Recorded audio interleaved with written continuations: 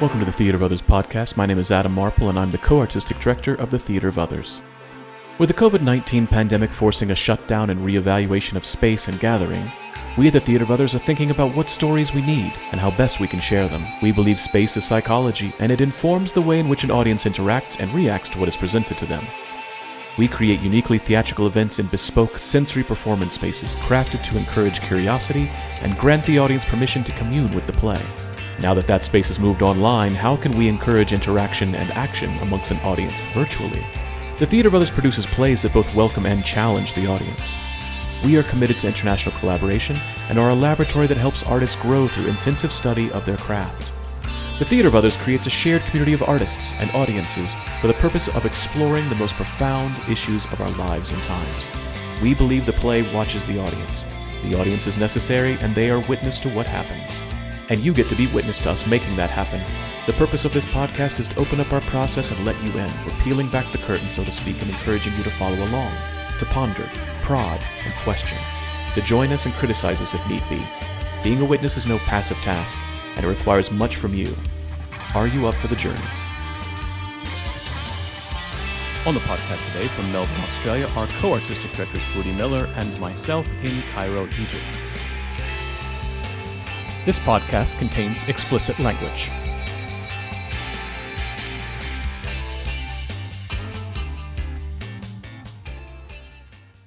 Hey folks, Adam here.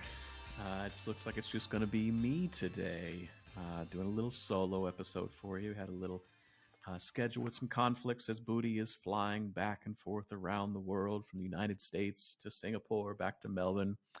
And we need to fit one in. So by popular request from Jack, here is a solo episode for you. So I appreciate you sticking with us today. We try to get to you every single week. No, we don't try. We are with you every single week. So we did not want to let one go by without you hearing from us. We have gone 165 episodes without missing a week. So definitely going to make sure to give you an experience today. Just want to do some house cleaning, some talking about calendar stuff, things the Theater of Others got going on for the rest of the year, get you excited about some stuff. So I want to talk about the audio plays. We got some amazing submissions from you, our amazing listeners. We're really excited. We are currently, as I am recording this, we are currently reading them and are going to announce them here on the podcast as well. All of the winners, not the winners, the submitted plays that we will be going forward with. They're all winners, of course, but we have only so much time that we can spend editing and working and taking these things forward into their next iteration. Some really amazing things with the category, the theme, I too am an ancestor. It opened up a lot of possibilities, and it was really quite interesting to see what some people did with that, what they thought about that, and what they're interested in. Some are really interested in the ancestor part. Some are thinking about the future, some about the past. Some have really focused on the I too part as well. So it's really quite interesting to hear everybody's opinion about what that means. So be listening, looking out for the announcement of those plays, and be ready to hear some amazing new plays in the month of November later on this year as we produce the Audio Play Festival for that. Theater of Others will also be doing our own audio play in conjunction with the Audio Play Festival. This is a project that I have been working on for over a year now. I have talked about the live in-person version of this performance several times on the podcast, and I'm adapting it now for an audio play for you all. Really quite excited to take it to its new iteration with some people that you may recognize their voices, members of the company, but also longtime collaborators, collaborating with us, friends of the company from all over the world. This will be a truly international project. So be looking out for the website and on the podcast here when we announce that, and again in November when we release those amazing new audio plays. we had a phenomenal time in our first Work with Others meeting, led by Stephen Galtney. We had members from the United States. We had people in Australia, in Singapore, even in Egypt, 3 o'clock in the morning. It was really quite great. So, again, Work with Others is our monthly writing in community session. It's a 3-hour session. It's a come and go as you please. The first 2 hours are just writing, keeping your cameras on and writing. Writing can be a very lonely process, and we want to share anytime that we can community building. So the first 2 hours are just writing, and then the last hour is sharing if you want to share, or questions, just being in community with each other and really kind of pushing yourself to write. This is a time when I need to write. I've got people there looking at me.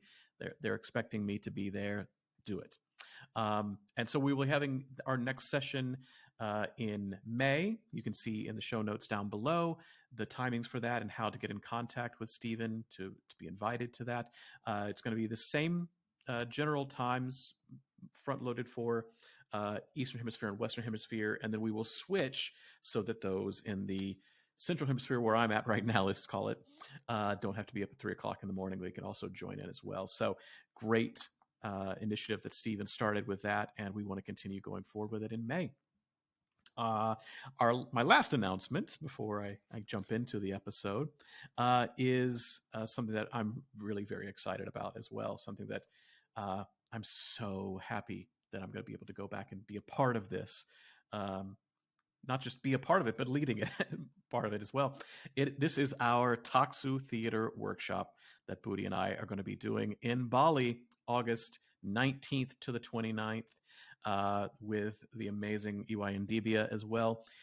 There's going to be mask work. There's going to be Fitzmaurice work. There's going to be the Budi Miller Taksu training. There's going to be viewpoints. There's going to be composition and directing training. There's going to be Kechak and Gambu and Gamelan and it's going to be amazing.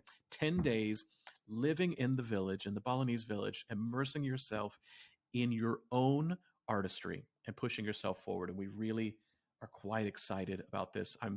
I'm excited and scared in the best way an artist should be about how do I take my work and incorporate it or mix it with this work so that there's something new. So it's not this and it's not that. It's something brand new altogether. Really quite excited about that. I'm so excited to be back in Asia, back in Bali, where the company started. And hopefully I will actually be coming through Singapore as well. So hoping to be seeing a lot of you all friends that I have not seen in 4 years. See you all again before who knows when I can get back to that side of the planet.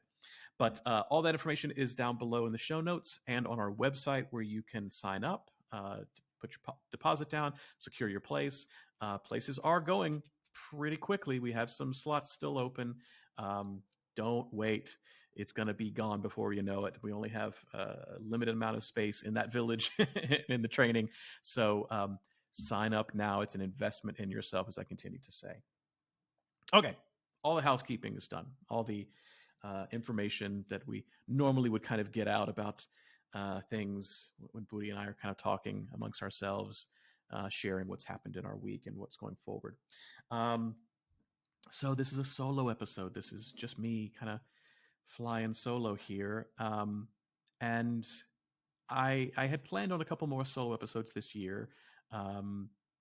Obviously, I have a couple of solo episodes in the bag already. But there's this kind of glaring, interesting thing when you go back and you look at any of our episodes, that it says the Viewpoints Part 1. And then there's not a Part 2 and there's not a Part 3. And I know that. I know that intellectually, but we've been busy. We've always had something going on. We've never had to kind of like stop and say, when are you going to do that, Adam? And so it works out kind of well that today is that day that I have to do that. So this episode is part 2 from episode 50. It has been exactly 2 years since this episode, the last episode, part 1, took place. And that's not because I don't have plenty of things to say about the Viewpoints. A lot of you know that I do. I can talk till I'm blue in the face about it. I've done it many times as well. It's that when part 1 came out, we had a lot of great listening, a lot of great listenership. The numbers are fantastic on that episode, but then nobody ever actually wrote in and said, when's part 2 coming? So it just kind of went on the wayside. Now, that's not to say, dear listener, that I blame you that it's taken me 2 years to do this. Of course not.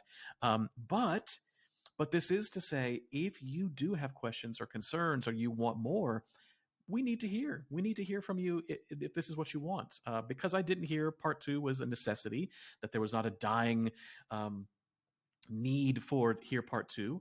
It just kind of went on the back burner, and I didn't bring it out until this moment when I need to do something so that we have an episode that comes out. And I'm happy to talk about the Viewpoints always, of course. You know this about me. So this is episode 160. I don't know what we are. This is going to be on duration and architecture. The first episode was about spatial relationship, kinesthetic response, and tempo. So now we are dealing with duration and architecture. So let's jump into it, shall we? I want to start with a little bit of a story first. Some of you know this about me, and I've talked a little bit about this on the podcast as well, but I've not exactly shared my entire history with the Viewpoints. How did I get into it? How did I come across it? How did I get to the point where I'm teaching it all the time and really am kind of known for it and brought into places all over the world to do this? How did it get to that point? So this starts in 1996, 1997. Oh my God, that seems so long ago. When I was in high school. And I was introduced to this as an audition for college. My high school is performing arts high school, and we would bring in people from all over the United States, people who were holding auditions.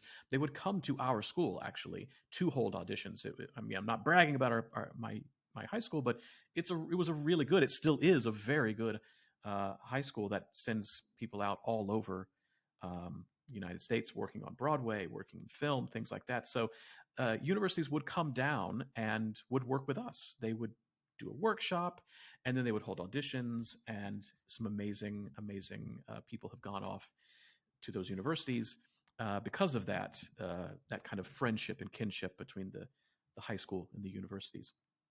And so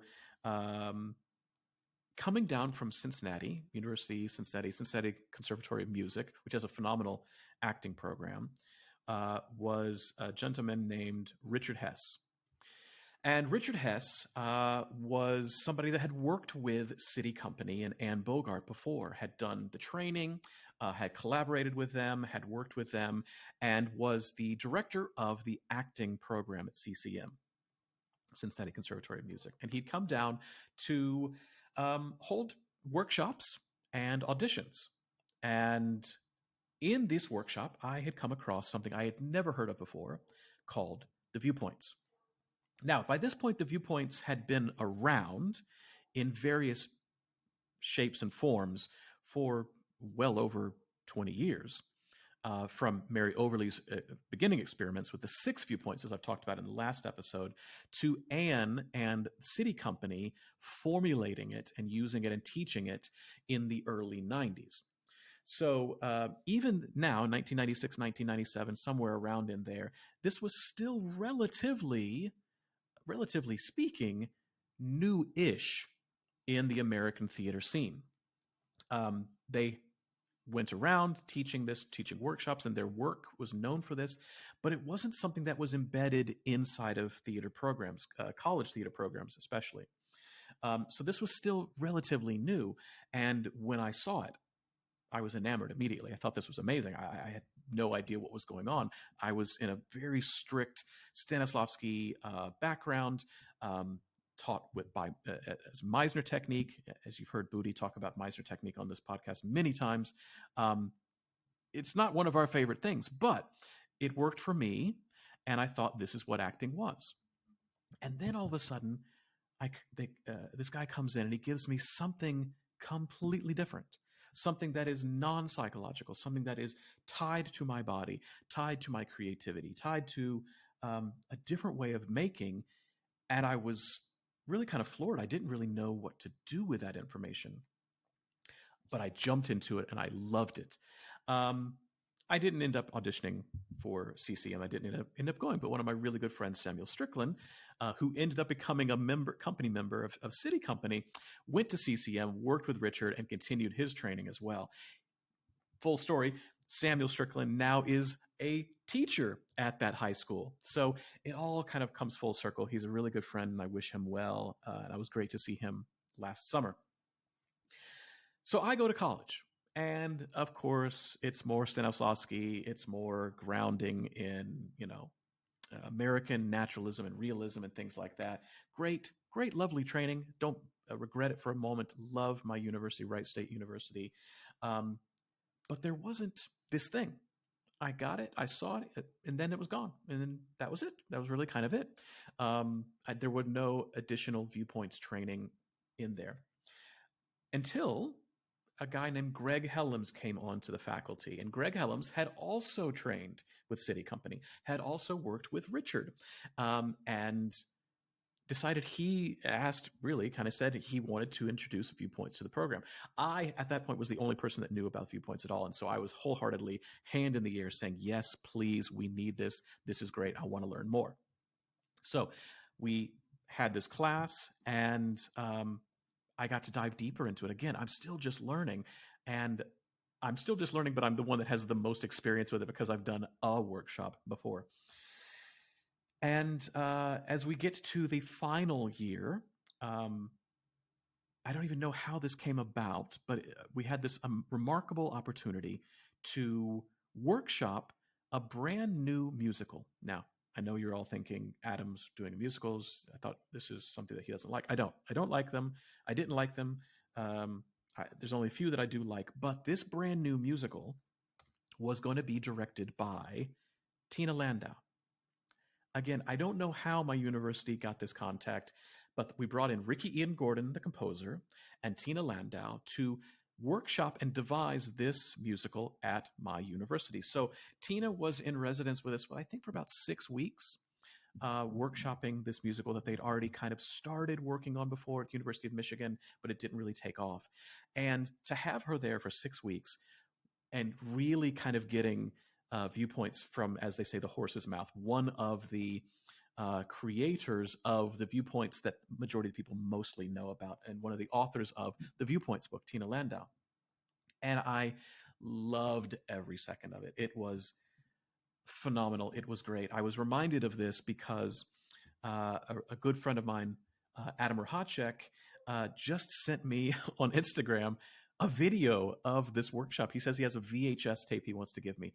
I don't have a VCR, but I need to see this. I need to watch this. I really want to see this work that we did. But this was a phenomenal process. Really learned so much more about the Viewpoints day in, day out, not just as exercise, but in the creation of work and the creation of character.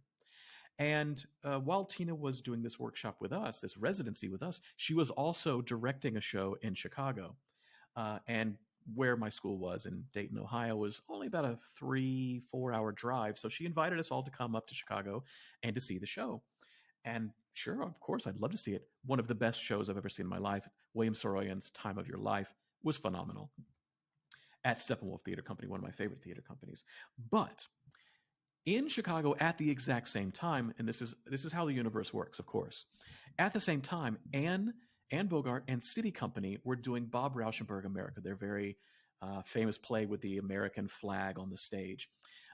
In the same city at the same time as we're all coming to watch Time of Your Life at Steppenwolf. And Tina says, "Oh, hey, guys, would you all like to meet Anne Bogart?" And hell yeah, of course. I'm in my last year of college. I've just really kind of gotten even further into this Viewpoints thing. Anne Bogart, everybody knows Anne's name at this point. We've all read A Director Prepares. Of course, I'd love to. So we went to go see the show, and we got to be introduced to Anne, who was gracious and lovely. Who were all these college kids that are, that you've brought up here? What do you want me to do with them? She was just really, really lovely and nice. But it really kind of solidified for me this whole kind of ecosystem, the viewpoints that I want to talk about and continue to talk about with you today. You all know that I went on to go to Columbia and study with Anne.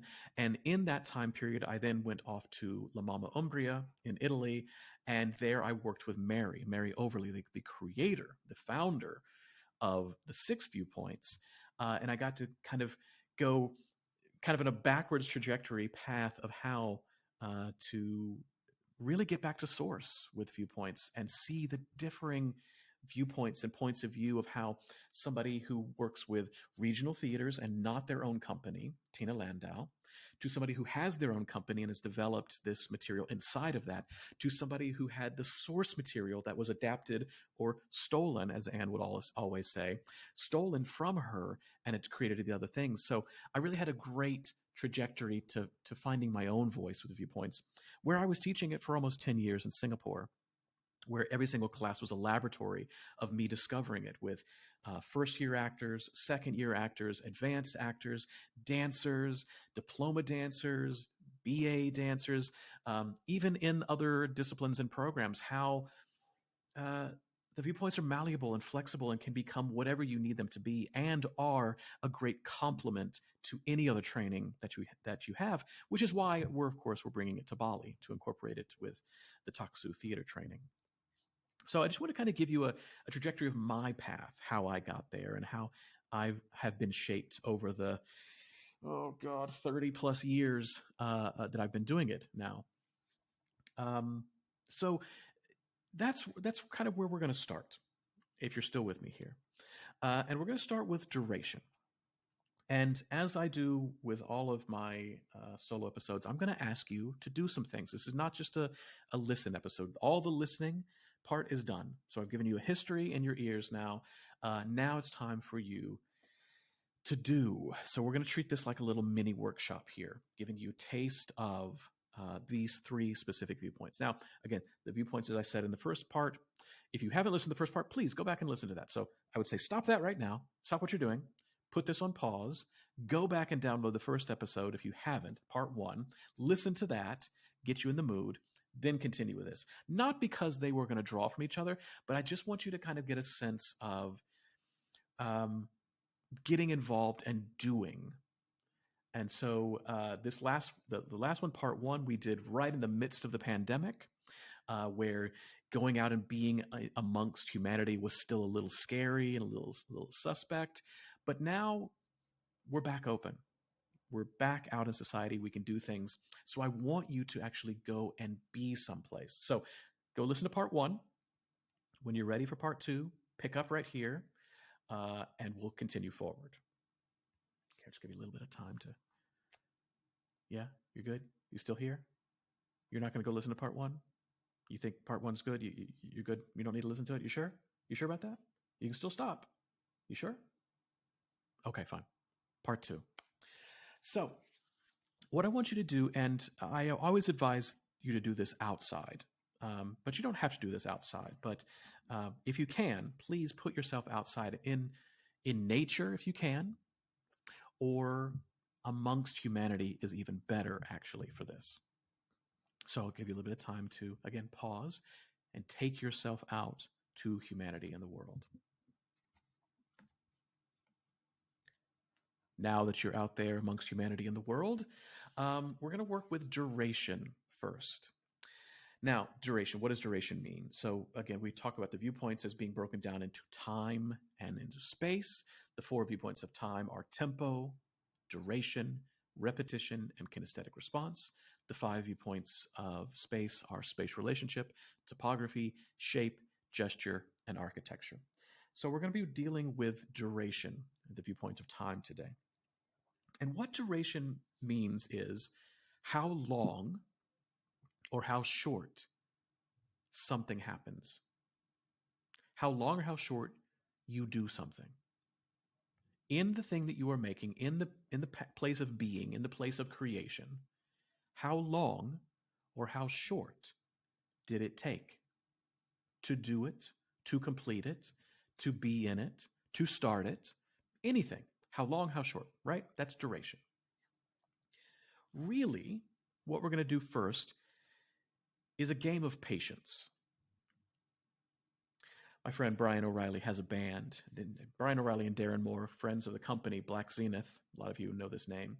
They have a band also called The Game of Patience, and I loved that name because for me, it really encapsulates what duration is. It's a game of patience. Can you invest in a situation for too long? Can you invest in a situation before you start to hold on to it? Long, legato, taking a lot of time, investing. Short, sharp, kind of ADHD, really kind of being distracted and attacking multiple things. This, with duration, this one really is the kind of the essence of and the understanding of hold on tightly, let go lightly. A lot of you know, you've heard me say this before, but this is the kind of the essence of Viewpoints, the Viewpoints training and the creation and devising around this. Hold on tightly, 100% commitment to an idea, let go lightly, with the ability to move on to the next thing at any point in time. Hold on tightly, 100% commit to the idea, let go lightly, with the ability to let it go at any point in time. It's oxymoronic, right? It seems the opposite. How can I invest 100% in something and also be able to let it go? Yes, that's the training. Show up, pay attention, ask questions, don't hold on to results. And this is where we kind of get stuck a lot of times, is what happened before should happen again. The result that I got last time is the result that I want to get this time. But that's not always the case. Yes, hold on tightly, but also let go lightly. Okay, that didn't happen. Or something else came along, or something better came along, or I need to change this. Hold on tightly, let go lightly. So, I hope you are outside. I hope you are amongst humanity. What I want you to do is I just want you to sit in stillness and observe. This is going to be a game of patience. It's going to be a game of observation and being and noticing.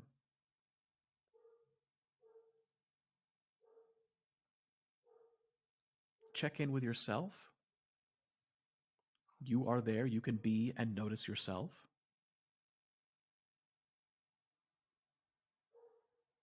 What are you sitting on? Are you sitting on a chair, a bench? Are you on the ground? You shouldn't be driving while you do this.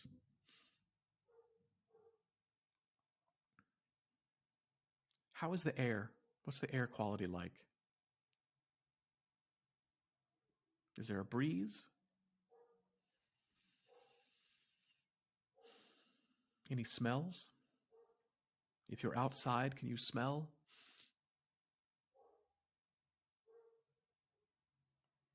Maybe you're amongst people. Can you smell people?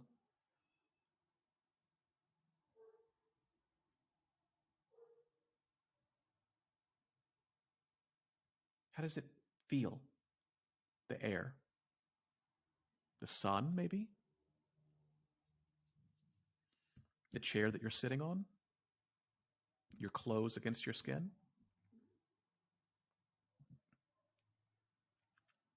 Taste. Do you taste anything? I just had lunch, so I'm tasting lunch.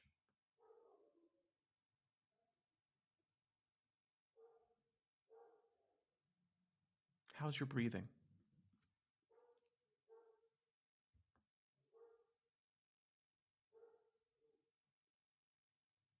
And now, what do you hear? Maybe you hear the dog barking in the background of my recording here. What else do you hear?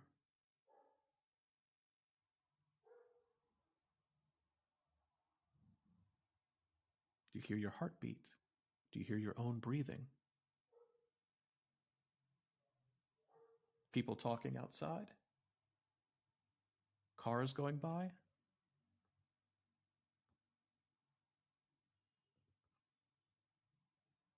And what do you see? We are so visually dominated. I wanted to leave this to last because that can take over everything. And the other senses, which are much subtler, get waylaid, they get bypassed. There are all the static things around you, the things that aren't moving, and the different colors. So many more varied colors than the Pantone library can give us. But what about the things that are moving?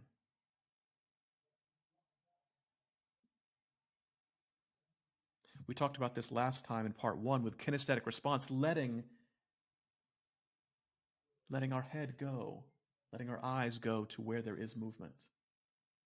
Allow yourself that, to notice, just to be and to notice. Check in with your senses again. What have you forgotten? What have you lost? How much can you keep? The nose, the tongue, the skin, the ears, the eyes, how can you keep them all engaged?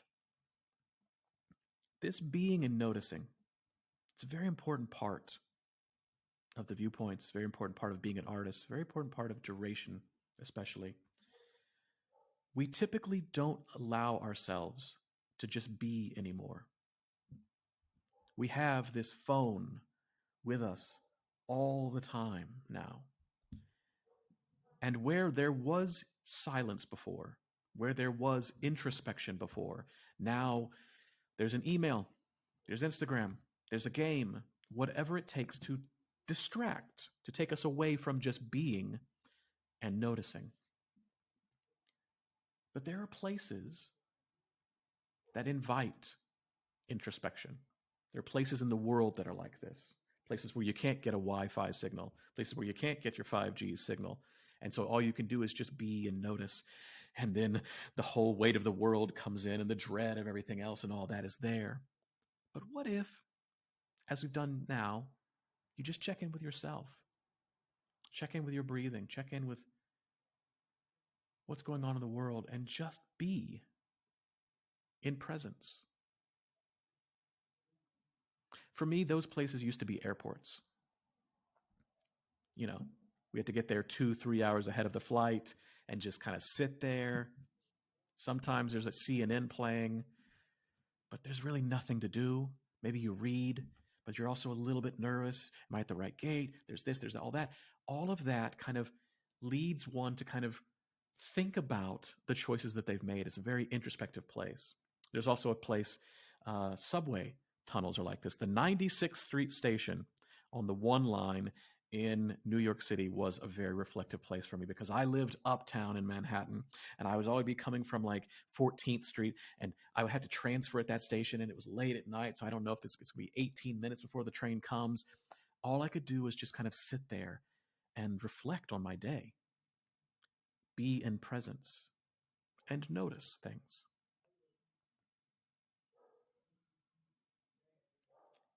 As artists, we need to be able to attune ourselves to the other, to difference.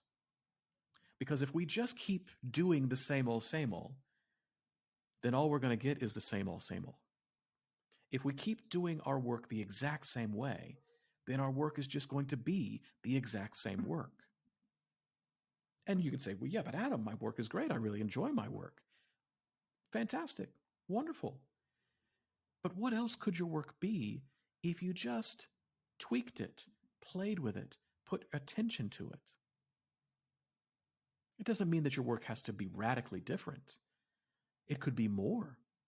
It could be better. It could also be worse. Yes, that's a possibility. But at least you would know. If all we are doing is the same thing that we always do, then all we're going to get is what we have done before. There'll be no growth as an artist. There'll be no progress in your art. There'll be no differentiation as the world moves forward. So, if you can recognize how you treat silence and stillness and try to play with that, play with its opposite, you can learn a lot about yourself this way. How long is too long? How long is something? How long does it need to take before it's dead? It's so dead that it's actually becoming detrimental. But sometimes we know this. If you push past that, it becomes something else. There's a movie called The Aristocrats. Some of you know this movie. It's about comedians telling this very, very vulgar joke. Very, very famous comedians. Robin Williams, Kevin Nealon, Seinfeld. Every comedian that got into this film told a version of this joke, and that's all it is. It's just this one joke for like an hour and a half, and there's a point where you laugh at it, and then you get tired of this joke, and then you push past the durational quality of it, and you laugh at it again. It becomes absurd. How long is too long before something starts to die? How short is too short before it even has a chance to live? So, this is the first part of duration. Now I want you to get up, and I want you to start moving. Told you we're going to do stuff. This is a workshop. I want you to start moving. If you are amongst society, great. I hope that you're somewhere very, very busy. If not, you might want to pause it, go to a place that's busy, like a mall or a market, somewhere where your movement is not necessarily going to be tracked. You're not going to be seen to be weird by doing what I'm going to ask you to do. I'm not going to ask you to do something really weird, but you're going to be moving specifically. So the more people that are there, the better it'll actually be for you. If you're in nature and there's nobody around, fine, you'll be fine. You can just be crazy on your own.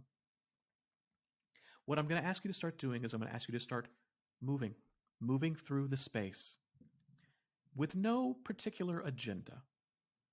Give yourself an imaginary agenda if you want to. You want to get to that part over there. You're going to be doing this for a little while, so once you continue this. But as you move, I want you to give yourself 3 seconds before you change direction. 1, 2, 3, change direction. 1, 2, 3, change direction. 1, 2, 3, change direction. Just continue this. Get it in your body, this feeling of, I'm going to move on a 3. Sometimes, as we've done this with kinesthetic response, there are reasons to move. When I move is when they move. When I move is when that door opens. When I move is X. Here, we're just going to do it 1, 2, 3, change direction. Get it in your body, feeling what it's like on a rhythmic, no reasoning, change direction.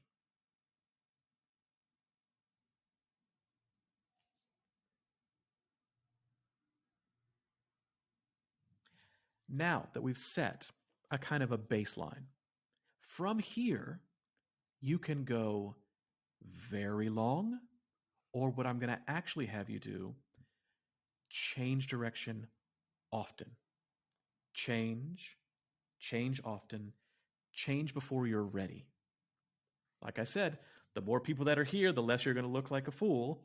Or if you're all alone, it's okay. You can look like a fool in nature by yourself. But walk through the space and change before you're ready. There should be zigs. There should be zags. You don't get to go more than 3 seconds. What is it like if every half second you move? What if you move and you don't even finish a half second? You don't even finish turning before you've turned again. Can you get it in your body what it feels like to move before you're ready? Short, sharp attacks. Whereas before we were moving through the space and before we were even sitting in stillness, it was long, it was legato, It was introspection, investing in ourselves. Now, move before you're ready. Attack, attack, attack. And you realize, I have no reason to do that. Attack, attack, attack anyway. Figure it out in the doing of it. You don't need to have a reason to do it. You can do it and then figure out from there why you're doing that. But get it in your body, invest in yourself, attune yourself to the different duration.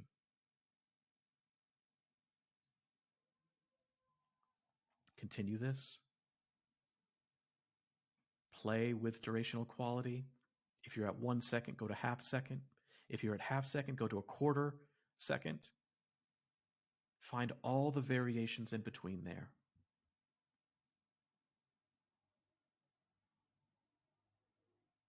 Move left, move right, turn around completely, 360 degrees, go forward again.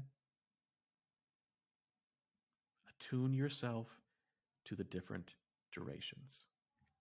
So I'm going to ask Jack to play some music as you continue to play with duration. And I want you to continue to attune yourself to the different durations, going faster, going slower, going longer, going shorter, changing before you're ready as Jack plays this little interlude music. And when we come back, we're going to focus on architecture.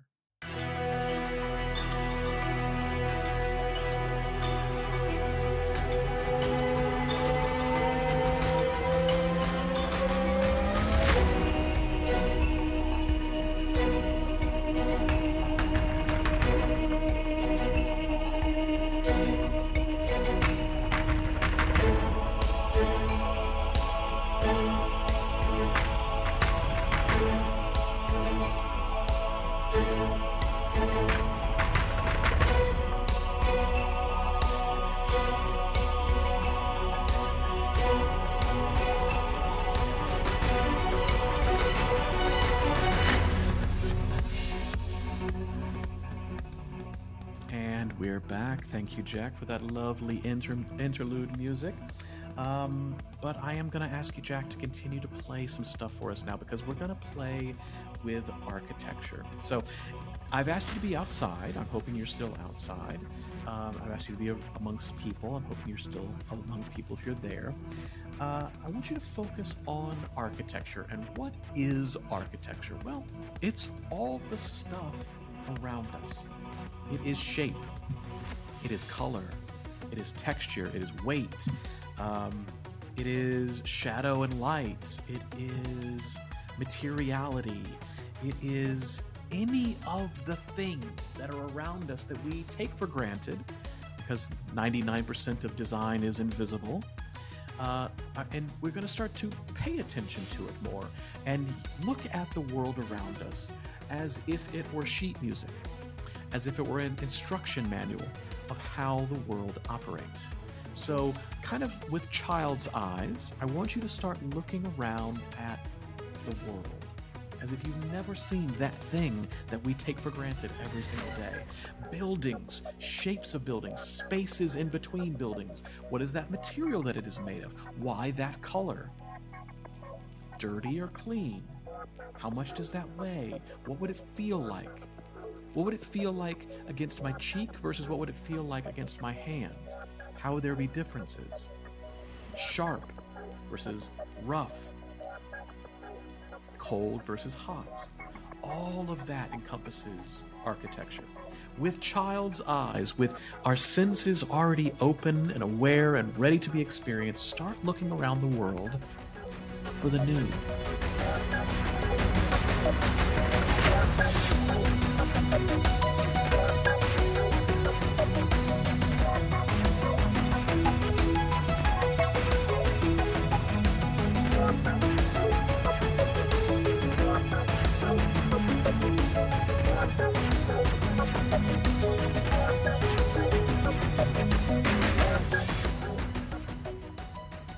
But for this next exercise, I would like you to find something. Something that you own is fine, something that is around, but something that you can actually see and manipulate, not just something that's over there. I want you to actually be able to touch it, pick it up if you can't hold it. Look it upside down. I want you to be able to find something that you can use for this next exercise. I don't know. I've got this here. This is from a hookah. I don't know why I've got this sitting around, but this is interesting. I could play with this, or I could play with, this is a battery pack. Okay, there's this that's here. Oh, here's a knife. Okay, I could play with a knife. That'd be interesting. Let's see, what else do I have around here?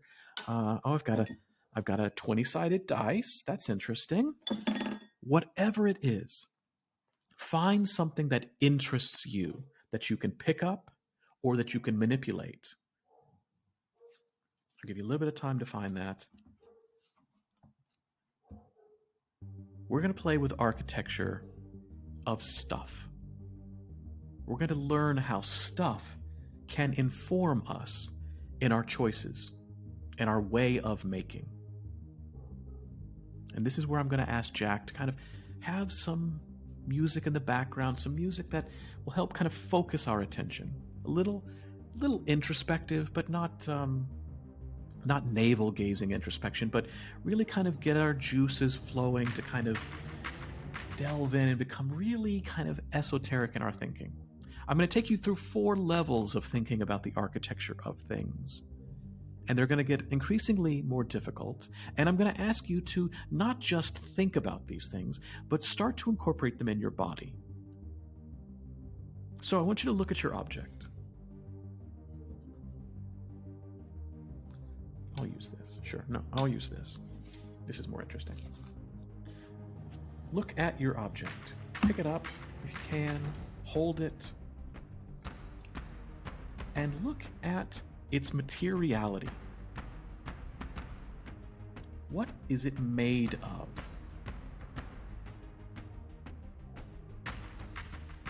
Is it made of multiple things?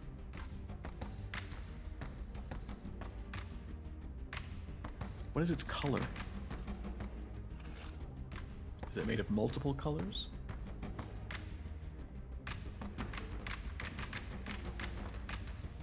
What is its weight? Does it have a lot of different weights? Is it all the same weight? Different places on it that have more weight to others? How does it feel? Are there smooth parts? Are there rough parts?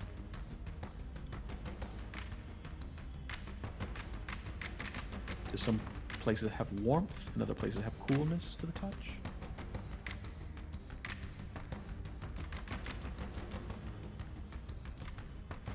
Look at the shape.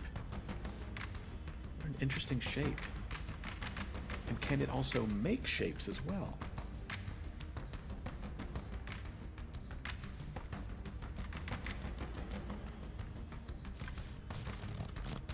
Oh, can it make sound? It can. Interesting. Does it have a smell? As you explore all the materiality, all the things that make it, start to think about these discoveries that you're making, how they could inspire movement. Those of you who are on the video with me, you can see a shape has been created by this thing. It is not the thing. It is not its shape. This is its shape. But I can create a shape with it. What does that make me think of? It looks like a pretzel.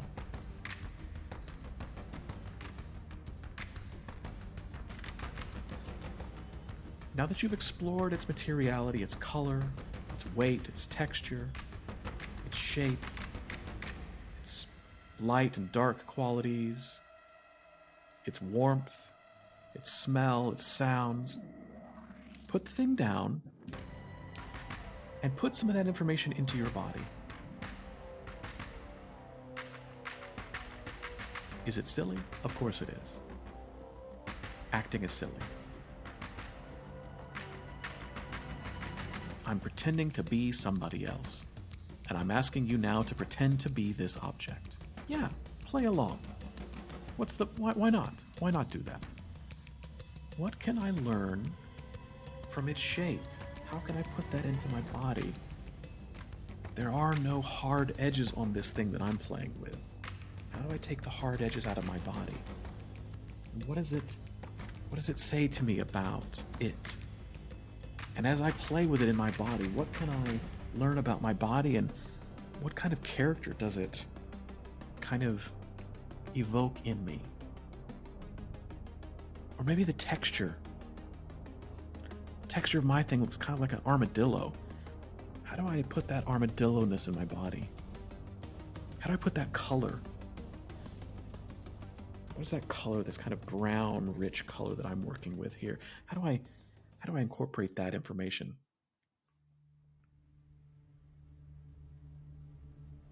Just the materiality of this object is giving me all kinds of character ideas. It's giving me ways of moving that are not my ways of moving. I could create an entire character. I can create an entire play out of just the information I've gotten from the materiality of this object. How do you develop character? How do you find character? And how do you find character when you're stuck? When you don't know what else to do? Let's move into the second level. Still just letting the juices flow, letting the music play. I want you to think about the function of this object now. What does it do? How are you supposed to use this thing? What is its purpose? Well, the purpose of my thing, it's a hose for a hookah. So, I'm supposed to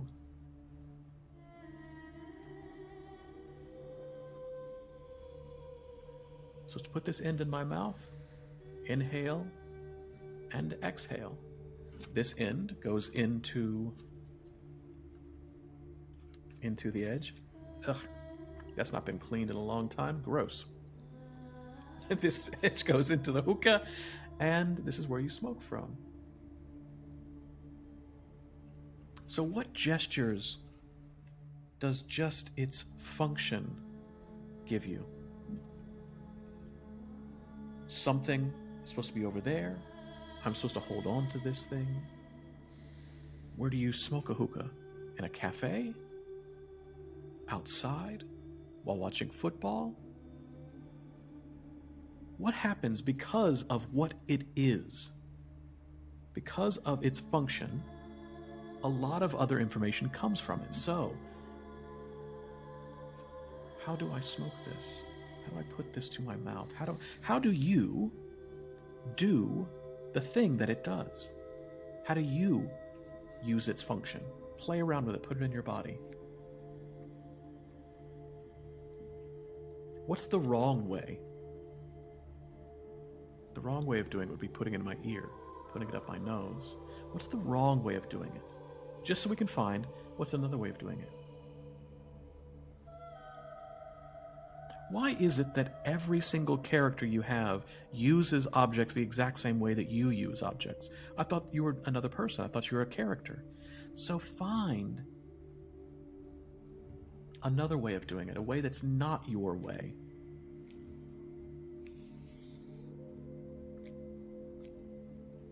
Play with its function.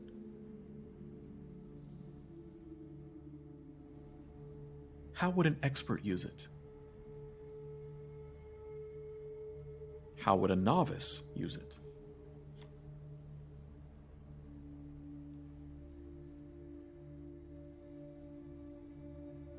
Again, information gathered just from looking at its materiality and now its function. I'm starting to get all kinds of character ideas about this again. Let's move into a deeper part of the process. Think about the manufacturing process. Now, this is where it gets interesting, because you can think about this in two ways. You can think about who are the people that manufacture it, what are the movements that they do, or the machinery, also its component parts, how it's put together. Think about it. What would the machinery's movement be like? What would the people who manipulate its movement be like? What would the material component parts being put together be like? There's a lot of information in there that you can also glean. For this thing, it looks like it's 1, 2, 3, 4, 5, 6, 7 parts. Probably a machine didn't put this together. Probably a human being put this together. With glue? Maybe. By hand? So what are the movements of their hands doing this? And instead of thinking about the human, what if I were this material? Being moved around, being shoved into something, being jolted together, being stuck and glued together. Can I let that information inflect my choices, my character making, my way of being in the universe?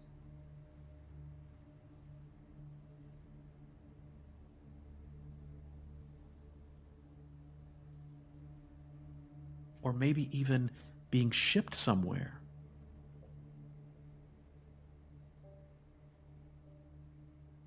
Where did you find this thing? Was it packaged and put on a shelf? Was it a gift? All of that movement is also part of its story, which is more information for you to draw from when you're lost. I don't know. What else could I do? Well, what else can it do? Where did it come from? How did it get to you? All of that is possible information. The man or the woman who put the thing on the shelf, that movement is now a part of its story as well. If this was a present, the person finding it, picking it out, pulling it out, putting it in a box, wrapping it, all of that, part of its story as well now. All part of the architectural story of the thing. Think about that. Explore that as you listen to the music. Let it really kind of guide you. Put it in your body now. What information from this third level of the manufacturing and delivery process can you glean, can you discover, can you find out?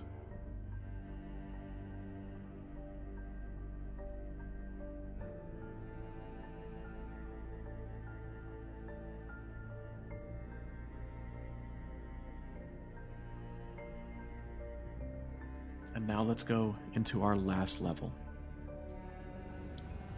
I want you to think back to the raw materials made. The raw materials used to make this, If it's plastic, we're talking about oil, which means we're talking about dinosaur bones. If it's metal, we're talking about ore extracted from the ground.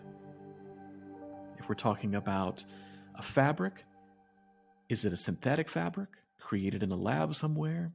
Or is this coming off of a sheep or a goat or something else?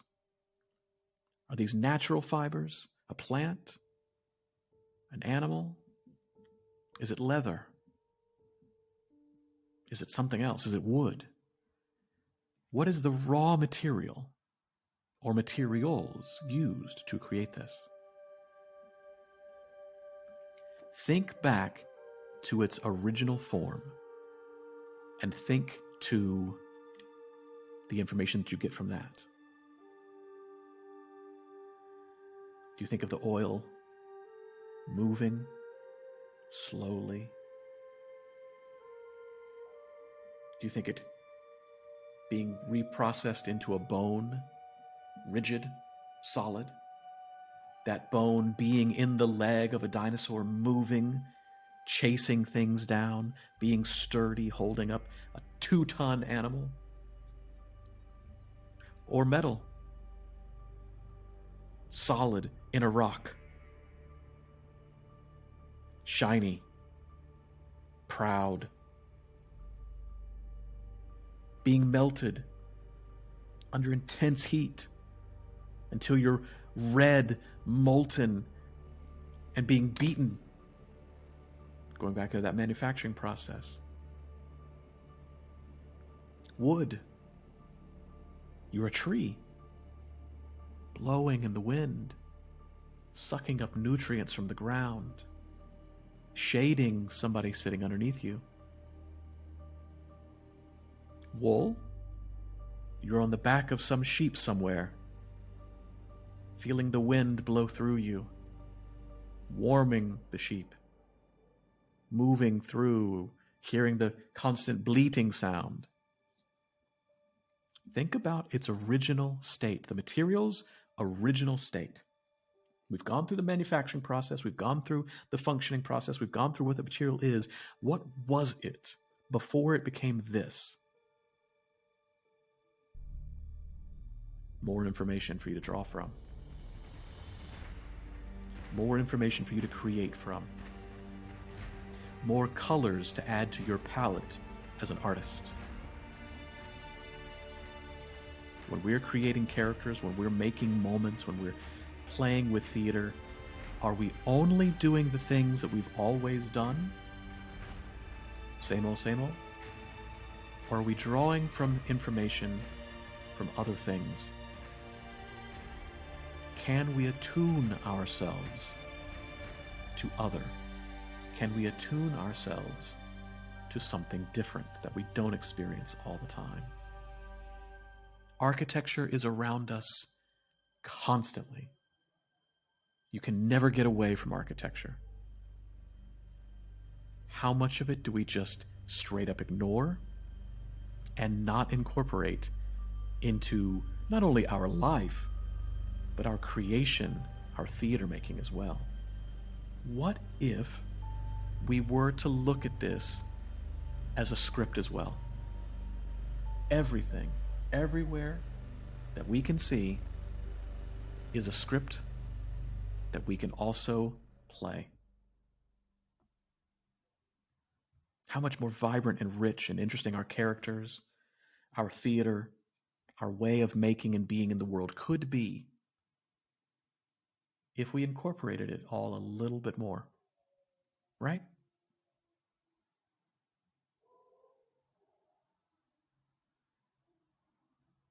I hope this all makes a little bit sense for you today. And again, that you start to just open up your way of making to the source material that's around us all the time. Duration, being and noticing, changing often. And the stuff around us, how it's made, what it is, what it was, how we use it. All of this, again, leads from holding on tightly to an idea and letting go lightly when something better comes across. 100% commitment to something with the ability to let it go when new information comes around. We will do Viewpoints Part 3. We'll go into repetition, shape, gesture, and topography, the last 4. But I really wanted to focus a whole hour on these 2 because they are always around us. And if you can only play with these 2, it would be so much more vibrant, so much more interesting, your choices that you're making, how you're making those things.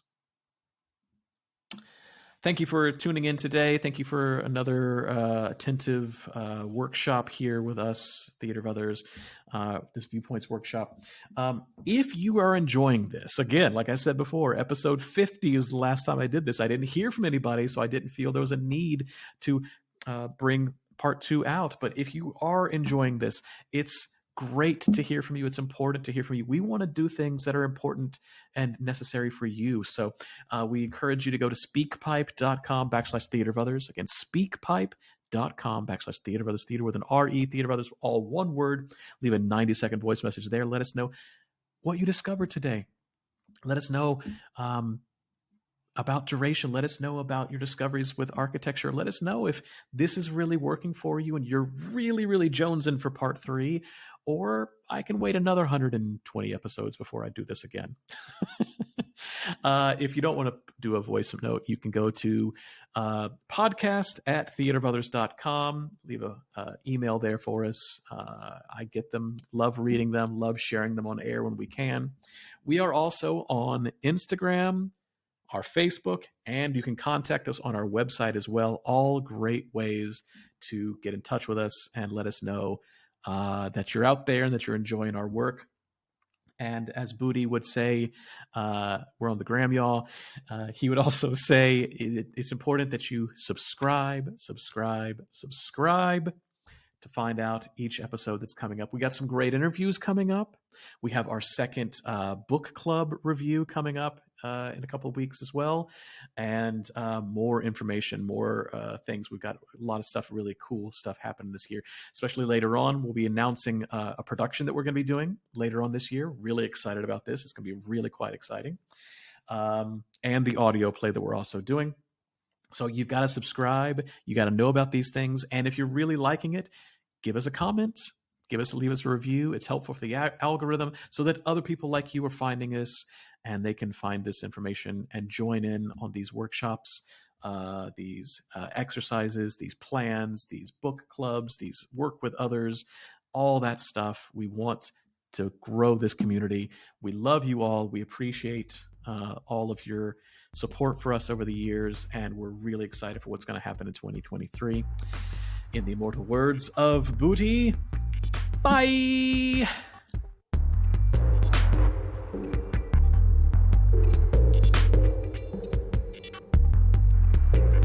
Thanks for joining us this week on the Theater Brothers podcast.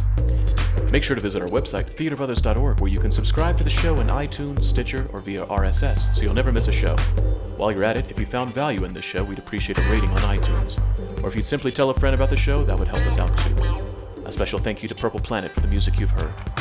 The Theater Brothers creates a shared community of artists and audiences for the purposes of exploring the most profound issues of our lives and times. We believe the play watches the audience. The audience is necessary, and they are witness to what happens. And you get to be witness to us making that happen. The purpose of this podcast is to open up our process and let you in. We're peeling back the curtain, so to speak, and encouraging you to follow along, to ponder, prod, and question, to join us and criticize us if need be. Being a witness is no passive task and requires much from you. Are you up for the journey? Be sure to tune in next week for our next journey.